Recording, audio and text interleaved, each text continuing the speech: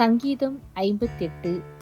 தான் கெட்டுப் போகாதபடிக்கு அல்தெஸ்கேத் என்னும் வாத்தியத்தில் வாசிக்க தாவீது பாடி ராகத்தலைவனுக்கு ஒப்புவித்த மிக்தாம் என்னும் சங்கீதம். மௌனமாய் இருக்கிறவர்களே, நீங்கள் மெய்யாய் நீதியை பேசுவீர்களோ? மனுப்புத்திரரே, நியாயமாய் தீர்ப்பு செய்வீர்களோ? மனதார நியாயக்கேடு செய்கிறீர்கள். பூமியிலே உங்கள் கைகளின் கொடுமையை நிறுத்து கொடுக்கிறீர்கள். துன்மார்க்கர் கர்ப்பத்தில் உற்பவித்தது முதல் பேதலிக்கிறார்கள். தாயின் வயிற்றிலிருந்து பிறந்தது முதல் பொய் சொல்லி வழி தப்பி போகிறார்கள். சர்ப்பத்தின் விஷத்திற்கு ஒப்பான விஷம் அவர்களில் இருக்கிறது. பாம்பாட்டிகள் வினோதமாய் ஊதினாலும் அவர்கள் ஊதும் சத்தத்திற்கு செவி கொடாதபடிக்கு தன் காதை அடைக்கிற செவிட்டு விரியனைப் போல் இருக்கிறார்கள்.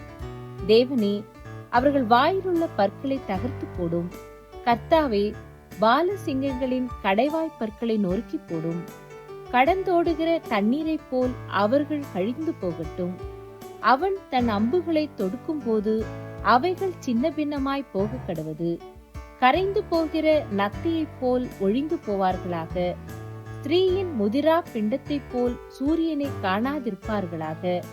முள் நெருப்பினால் உங்கள் பானைகளில் சூடேறும் முன்னே பச்சையானதையும் எரிந்து போனதையும் அவர் சுழல் காற்றினால் அடித்து கொண்டு போவார்.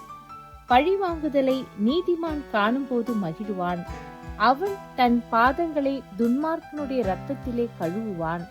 அப்பொழுது மெய்யாய் நீதிமானுக்கு பலன் உண்டென்றும் மெய்யாய் பூமியிலே நியாயம் செய்கிற தேவன் உண்டென்றும் மனுஷன் சொல்லுவான்.